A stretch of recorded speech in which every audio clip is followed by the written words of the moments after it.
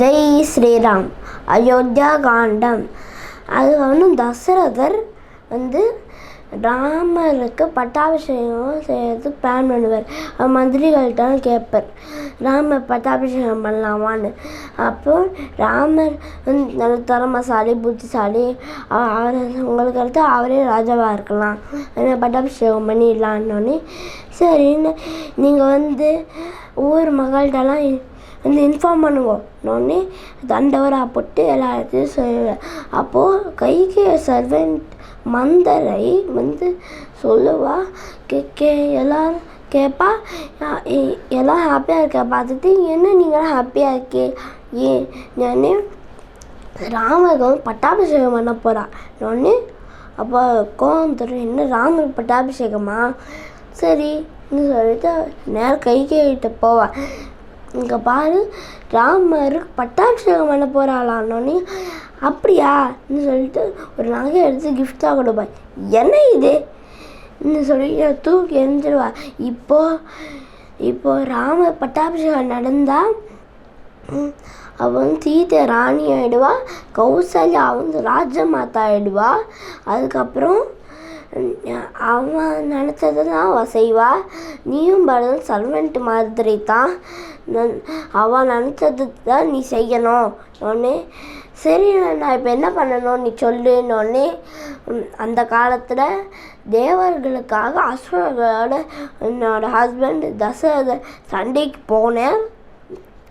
அப்போது அந்த சண்டையில் அவர் மயங்கி விழுந்துடுவார். அன்னைக்கு நீ தான் தேரோட்டியாக இருந்து அவரை அடியே வேகத்துக்கு அப்படி பாதுகாப்பாக எடுத்து கூட்டின்னு போயிட்டேன். அப்போ அவர் உனக்கு 2 வரம் கொடுக்குறேன்னு சொன்னேன். அது இப்போ கேளு. ஒன்று, பரதன் ராஜாவாகணும். இன்னொரு இடம் ராமர் 14 வருஷம் காட்டுக்கு போகணும். இந்த 2 வாரத்தை கேளு இன்னொன்று. சரின்னு அவள் மாளிகைக்குள்ளேயே கோவமாக இருந்தால் ஒரு ரூம்குள்ளே வைப்பா. அந்த ரூம்குள்ளே போயிட்டு ஜுவல்ஸ் எல்லாம் கட்டி வச்சுட்டு தரையில் படுத்துட்டுருப்பா. அவள் தசரதன் அங்கே என்ன ஏன் இவ்வளோ ஸ்லோகமாக இருக்க இன்னொன்று. அந்த காலத்தில் நீங்கள் எனக்கு 2 வாரம் கொடுக்குறேன்னு சொன்னேன்ல, அதை இப்போ கொடுங்க நான். என்ன சரி, என்ன வேணும் உனக்கு நான். ஒரு வாரம் பரதன் ராஜாவாகணும். இன்னொரு வாரம் ராம 14 வருஷம் காட்டுக்கு போனோன்னு. அவளை கேட்டு அப்படியே சாக்காக மயங்கி விழுந்துடுவார். அதுக்காக ஏன்னு சொன்னே கோபமாக சொல்லி பார்ப்பேன். ராம தான் மூத்த பையன், அவனு தான் கொடுக்கணும் இன்னொன்னே. இல்லை முடியாது, நீங்கள் சொல்லிட்டு ஏமாத்துறேன் இன்னொன்னே. சாஃப்டாக சொல்லி பார்ப்பேன். எதுக்குமே ஒபே பண்ணலை ஒன்று. சுமந்திரனை அனுப்பி ராம கூட்டின்னு வா இன்னொன்று. சரின்னு சுமந்திரன் கூட்டின்னு வருவான். அப்போ ஏன் சோகமாக இருக்கேன்னு அப்பா கேட்டோன்னு. இங்கே பாரு, உன் அப்பா அந்த காலத்தில் எனக்கு 2 வரம் கொடுக்குறேன்னு சொன்னேன். ஒன்று, என் பையன் பரதன் ராஜாவாகணும்.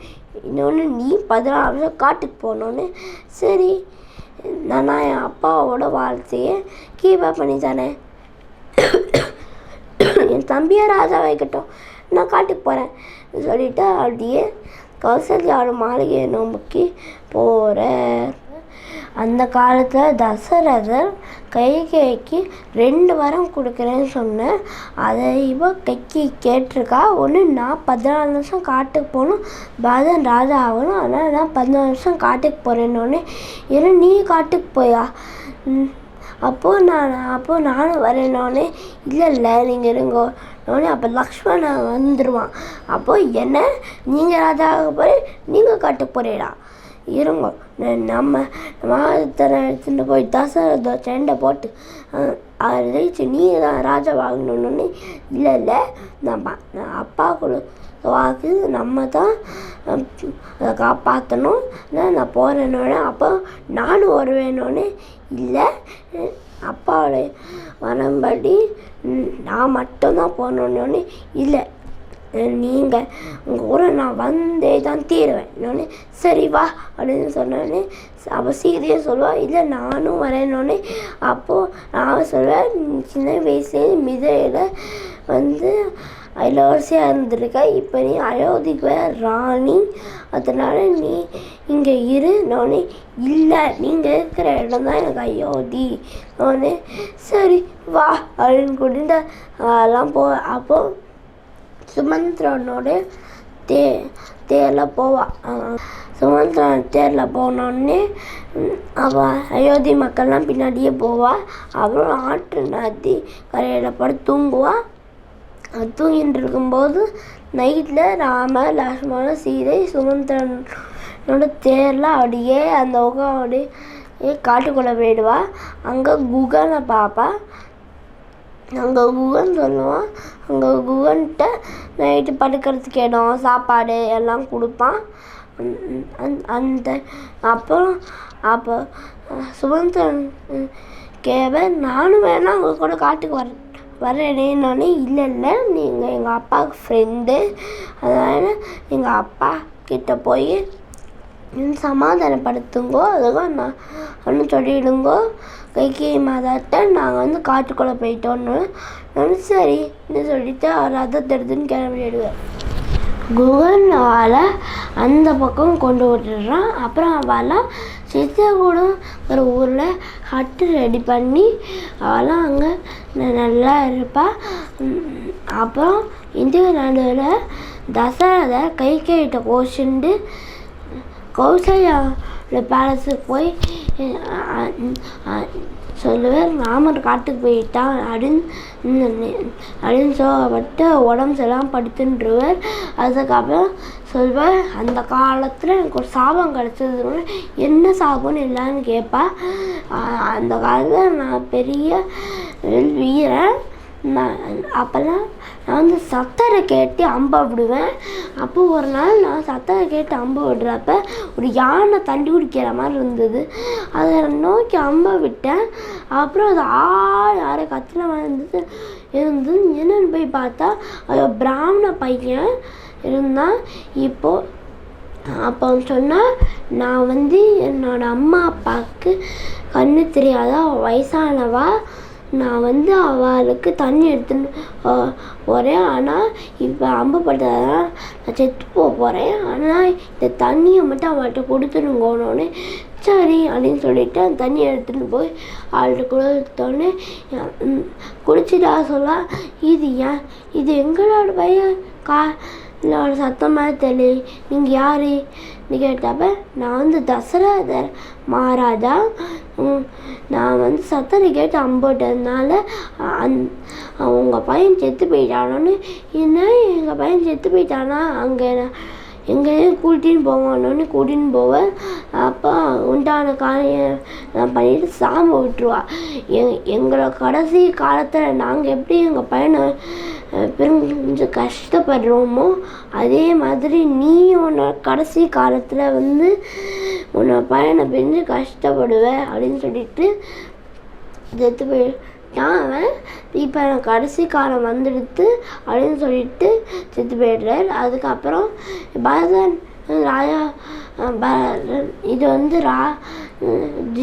இது ராஜாவே இல்லை இப்போது சொல்லிட்டு பாடியாக எண்ணெய் மூலிகைலாம் போட்டு ப்ரிசர்வ் பண்ணி வச்சுட்டு வசிஷ்டர் ஒரு தூது ஆளை அனுப்பி பரதனை கூட்டின்னு வர்றதுக்காக அனுப்புவார். அதுக்காக பரதன் நேராக கைகேயோட பேலஸுக்கு போய் என்ன எல்லாம் சோகமாக இருக்கா எல்லாம் கேட்டப்ப அந்த காலத்தில் உங்கள் அப்பா எனக்கு 2 வாரம் கொடுக்குறேன்னு சொன்னேன். அதை நான் கேட்டேன்.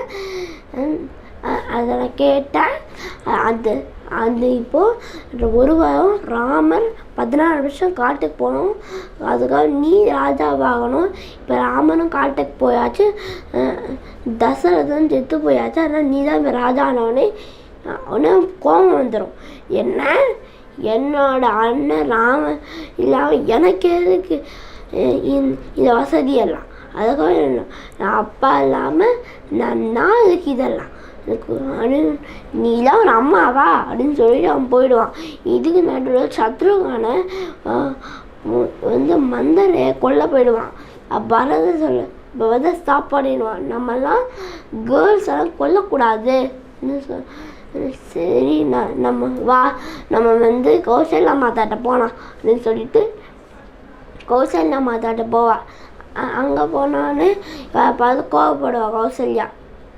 நீ வந்து நீ ராஜா ஆகணுங்கிறதுக்காக நீ வந்து என் பையனை நீ வந்து காட்டுக்கு அனுப்பிச்சிட்ட, நீ போ, நீ ராஜா வைக்கோன்னு.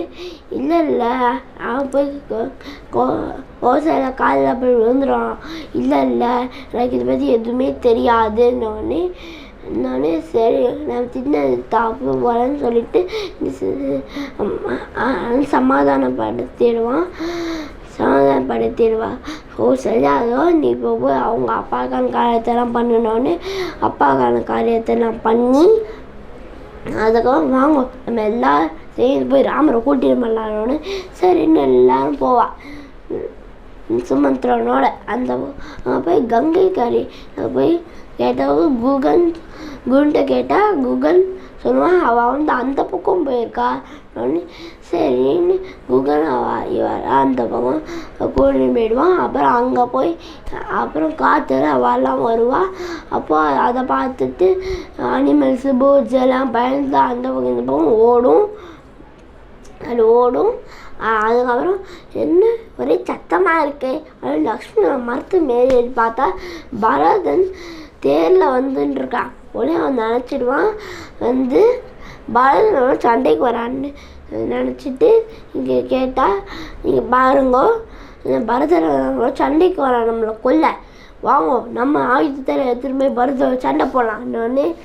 அப்போது ராமன் சொல்லுவார், இல்லை பரதன் தான் ரொம்ப நல்லவன், அப்படிலாம் இருக்காது, நீ போய் அவன் எதுக்கு வந்திருக்கான்னு போய் கூட்டின்னு பண்ணோன்னு சரின்னு போய் கூட்டின்னு வருவான்.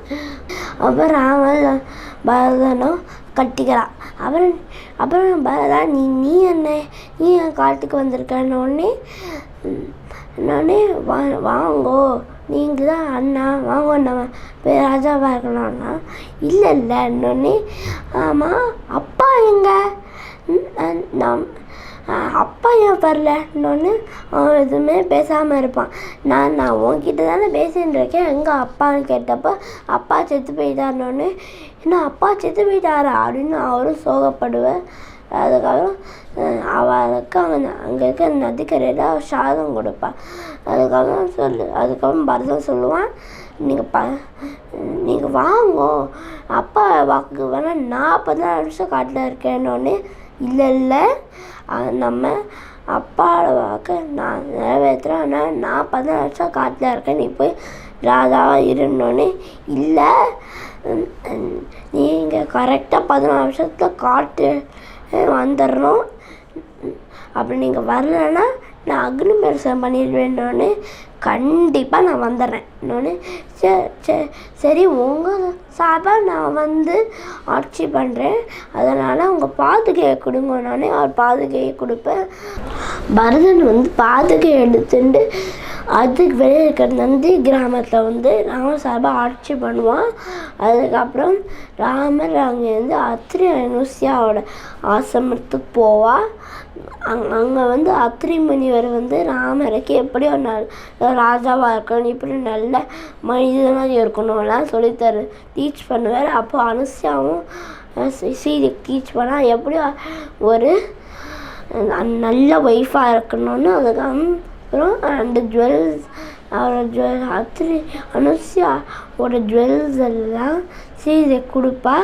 அதை போட்டுட்டு ராமர் லக்ஷ்மணன் சீதை இவெல்லாம் தண்டகாரத்தை நோக்கி போகிறா.